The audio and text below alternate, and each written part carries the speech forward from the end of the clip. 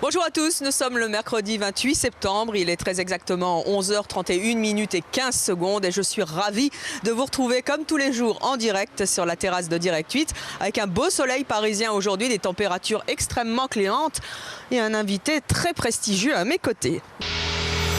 Myrtille Chartus, longtemps complexée par son nez, elle a renoncé au bistouri pour en faire une marque de fabrique et même un business, son métier d'aujourd'hui. Jean-Pierre Castaldi, vous l'avez vu avec moi tout à l'heure en direct sur la terrasse, il a enlevé son manteau, une gueule qui lui a permis de se faire une vraie place au cinéma et ça fait 40 et quelques années. 40 ans, hein, c'est déjà pas mal. C'est pas mal, hein, ça dure. Patrick peut-même. Et puis si vous avez le nez long, il vaut mieux mettre du fond de teint foncé sur les arêtes du nez par exemple. Ah, Myrtille. Si vous avez le nez aplati, il faut mettre du fond de teint sombre apparemment. Alors des conseils pour cacher, mais nous on va parler d'assumer son physique et c'est ça qui est important. Myrtille, vous avez 28 ans, vous êtes humoriste, mannequin. C'est un peu votre nez qui a fait votre carrière finalement. Vous avez écrit des woman shows, notamment La Myrtille sur le gâteau et Myrtille donne la banane à ceux qui ont le citron. Qui en ont dans le citron. Qui en ont dans le citron. C'est ce qu'on vous a toujours dit, vous. Oh, qu'est-ce que tu es intelligente? Qu'est-ce que t'es intelligente? Oui, on m'a souvent dit aussi que j'avais une gueule d'humour. Oui. Et puis voilà, moi j'aime l'idée aussi de pouvoir jouer avec mon physique maintenant. Mon nez, bon, c'est passé un petit peu derrière, il fait sa vie et moi je fais la mienne. Et puis maintenant je me sers de mon physique parce que je m'aperçois que c'est un gros atout. Alors, on va et voir surtout dans l'humour, quoi. Justement, on va voir un extrait de votre spectacle.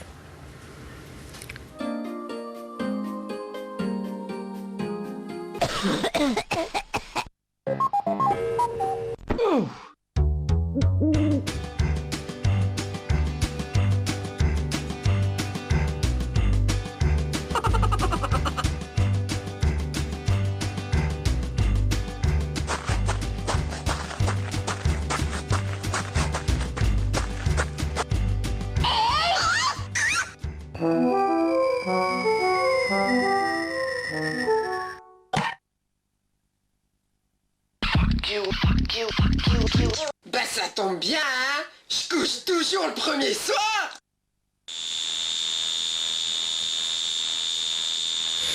Justement, puisque vous disiez, je couche toujours le premier soir, Myrtille, ça a été difficile avec les garçons à l'école?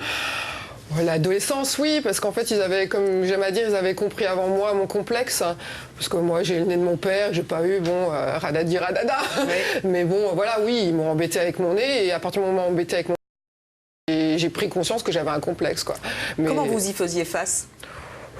Coup de boule. Coup de boule? Non, c'est vrai, vous vous battiez? Non, c'est pas vrai. Non, justement, je m'en servais dans le théâtre. L'humour, c'était déjà une réponse? Voilà, c'était une réponse. La comédie, oui, voilà. Il n'y a jamais eu aucun moment où vous avez pensé avoir recours à la chirurgie esthétique? Si, j'y ai pensé. Parce que moi, j'ai une maladie osseuse à la base qui m'a décalé le nez. Donc, j'ai été opérée quand même plusieurs fois, chirurgie réparatrice.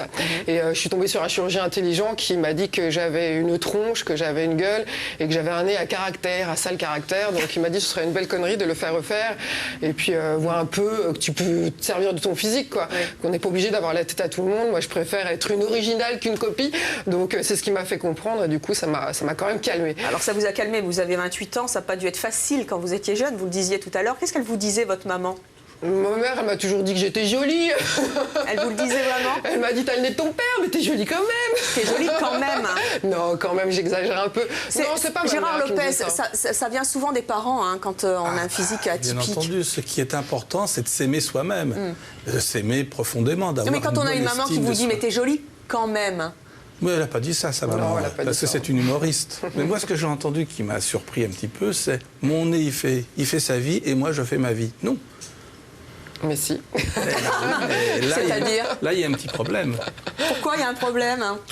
Parce qu'elle sépare son nez de sa personnalité. Alors la Myrtille?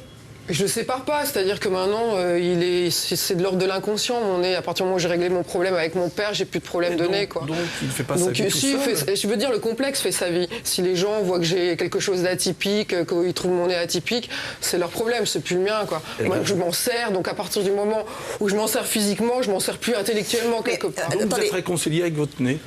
Oui, enfin, il n'y a pas de réconciliation possible, mais bon... Il n'y a pas de réconciliation possible avec votre nez? Ça va, tout va bien, quoi, maintenant. Myrtille, vous vous trouvez jolie quand vous vous regardez dans la glace? Bah oui, je me trouve drôle et c'est ça qui me plaît le plus, moi, finalement, parce que j'aime l'idée d'être expressive et d'être une fille expressive. Vous préférez être une fille avec votre nez plutôt qu'un canon de beauté? Mais je suis un canon quand même. Un boulet de canon. Non, mais votre nez ne remplit pas les critères des filles qu'on voit sur les magazines. Non, évidemment, mais c'est vraiment l'expression de tout. Moi, ça, c'est un programme court, c'est pas extrêmement spectacle. C'est un programme court qui est sur l'expression, justement, et sur l'expressivité, et à tous les sens du terme. Et je trouve que ce nez est très expressif, parce qu'il dit que j'ai tout assumé, il dit que j'accepte tout, et il dit que j'ai envie d'être plus expressif que quelque part une image figée ou qui ressemble à tout le monde, voilà. C'est un choix de vie aussi. Finalement, est-ce qu'à contrario, vous ne trouvez pas que c'est un handicap d'être trop jolie ou trop banal? Ça peut, oui, bien sûr. Bah, pour moi, oui. Après, oui, chacun sa vie. Mais oui, bien sûr. Mais ça peut faire peur. L'extrême beauté, c'est un atypisme en soi. On a justement un mail de Maya qui nous dit qu'elle est grande, elle est blonde, elle fait 1m75 et qu'elle, on la prend jamais au sérieux. En ce qui concerne Myrtille, si j'ai bien compris, les fées se sont penchés sur son berceau. Oh, qu'elle est jolie, elle ressemble à son père. Elle lui a écrasé le nez. Votre mère aimait votre père. Donc Ma mère aimait mon père. J'espère. Oh, je sais plus, je sais pas. En tout cas, au départ. J'ai pas lu ma bio. Donc c'est ça qui compte, l'amour qu'il y a entre bien entendu, les parents pour la façon dont les parents regardent l'enfant, la façon dont l'attachement que la mère a dans les premiers mois, etc. La façon dont on est bercé, aimé, c'est ça qui va conditionner beaucoup de choses. Alors Myrtille, elle dit quelque chose qui est très drôle. Elle dit à un homme qui est moche, on dit qu'il a une gueule. Une femme qui est moche, on dit qu'elle est laide. Et bien justement, qu'est-ce qu'un physique original?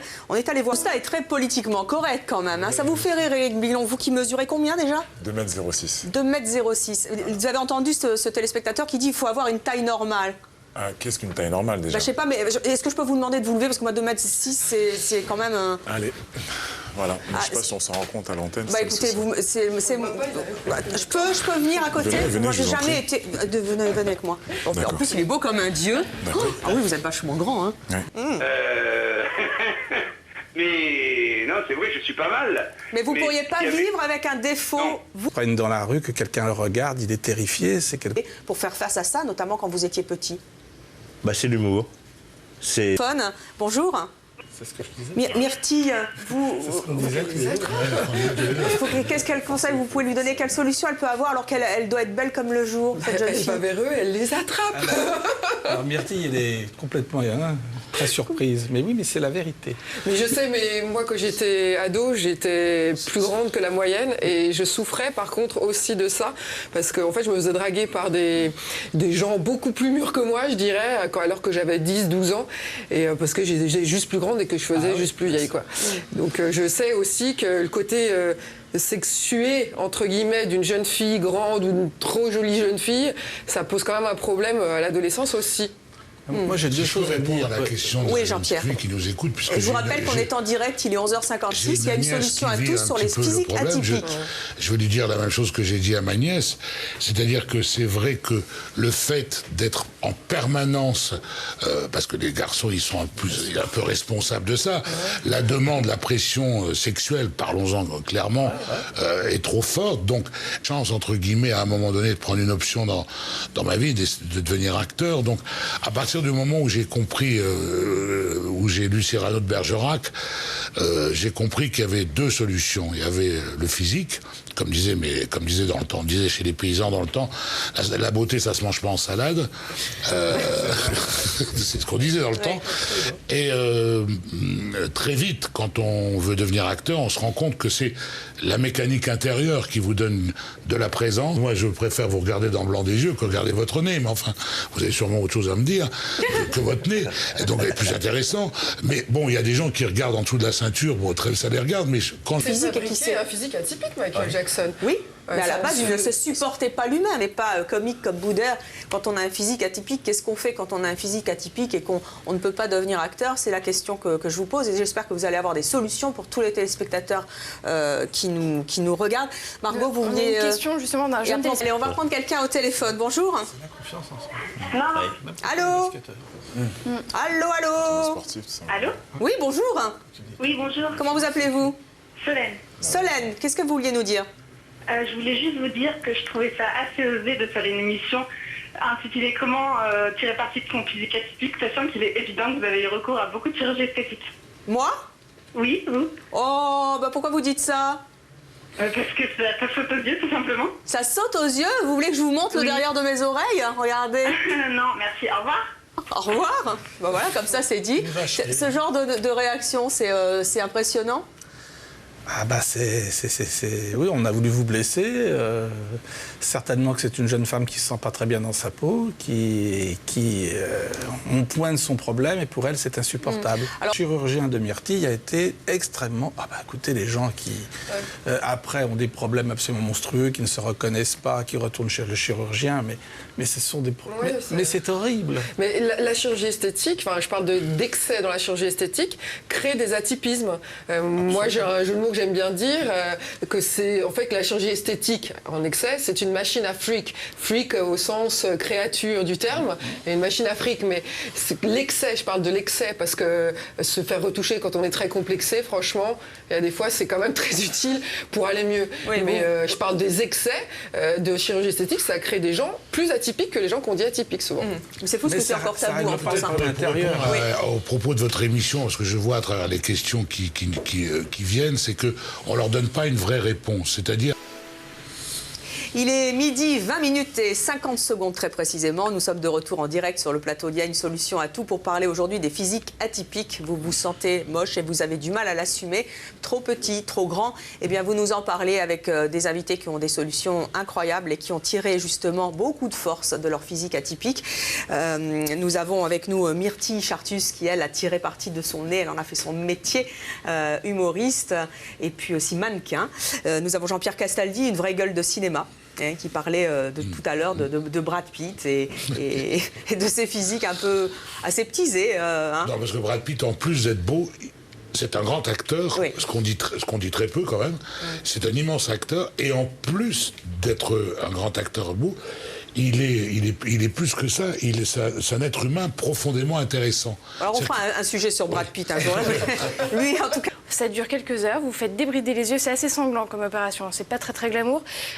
En 24 heures, vous n'avez plus les yeux bridés. Mais apparemment, c'est ce qu'on se disait pendant la pub, on perd tout pouvoir d'attraction sur les Asiatiques quand on n'a plus les yeux bridés. Qu'est-ce que ça veut dire? On parlait de Michael Jackson qui voulait être blanc, là, des Asiatiques qui se font débrider. Moi, je vais peut-être me les brider, finalement. À cause du fait que notre cerveau droit regarde plus, ou le cerveau gauche, je ne sais plus quoi. Qu'est-ce que vous me racontez? C'est très compliqué. Mais c'est un phénomène de mode, ça. L'Asiatique qui voit une femme asiatique débridée, elle perd toute attraction sexuelle. Et c'est des sons des de la part. Oui, elle est débridée, mais toute seule. Ou alors, il faut qu'elle change de continent. Allez, un peu de... Et ben, l'association, justement, se bat par rapport aux vêtements. Parce qu'on n'a pas de vêtements. Étant donné qu'on a eu un tronc normal, je suis pratiquement de la même taille, mais on a des membres courts. Ce qui fait que notre champ d'action est très court par rapport à une personne en fauteuil roulant. Et donc, on travaille... Chaussée combien? 51. 51. Misère. Ça vous faites aussi les chaussures? On trouve tout. Non, j'en fais pas encore. Bon. Mais écoutez, on trouve tout. En tout cas... je lui donne du tissu parce que nous, on nous... Vous en avez trop. Voilà, c'est sur cette note d'humour, et on a vu que l'humour c'était quelque chose de très intéressant justement pour contrecarrer un physique atypique, qu'il soit objectif ou pas. Et Margot, on avait lancé un SMS, un sondage, pardon. Un sondage. 80% d'entre vous disent que vous auriez recours à la chirurgie esthétique, seulement 20% assumeraient un physique atypique. En 20% tout cas, seulement. Merci de votre franchise, on n'est pas langue de bois, il y a une solution à tout. Donc voici les chiffres de nos téléspectateurs. Merci d'avoir été avec nous. L'émission est terminée. Il est midi 27 et 46 secondes. On se retrouve demain en direct avec une autre émission. Et là, vous allez le voir, le sexisme a encore là aussi de beaux jours devant lui. Comment mettre son conjoint au ménage, c'est une des premières sources de disputes dans les couples. Allez, on se retrouve demain avec autant de franchise sur Direct 8.